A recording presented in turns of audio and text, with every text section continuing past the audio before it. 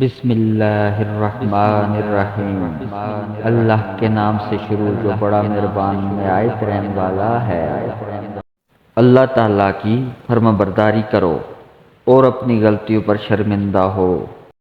اللہ تعالیٰ کی عبادت کرو اور خدا ترسی کے قانون پر عمل کرو۔ اللہ تعالیٰ ایک ہے، اس کے ساتھ کسی کو شریک نہ ٹھہراؤ۔ اگر تم نیک بننا چاہتے ہو تو نیکی کی صحبت اختیار کرو۔ مصائب سے مت گھبرائیے کیونکہ ستارے اندھیرے میں چمکتے ہیں۔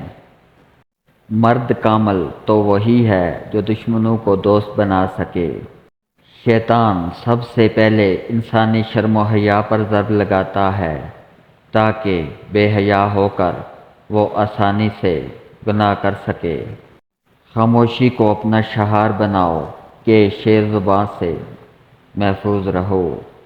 جفا کشی اور محنت سے انسان محتاجی سے آزاد رہتا ہے۔ آنکھ والا وہ ہے جو اپنے آپ کو دیکھے۔ ایک اندھا دوسرے اندھے کی قیادت کرے گا تو دونوں غار میں گریں گے۔ انسان کے اندر شرم و حیا ایک فطرتی جذبہ ہے۔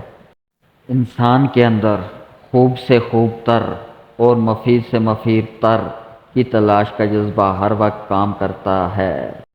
بچہ روزہ رکھ لے تو ماں سارا دن بچے کو محبت و شفقت سے دیکھتی رہتی ہے، پھر اللہ کریم تو ماں کی محبت سے کئی گنا زیادہ پیار کرنے والا ہے۔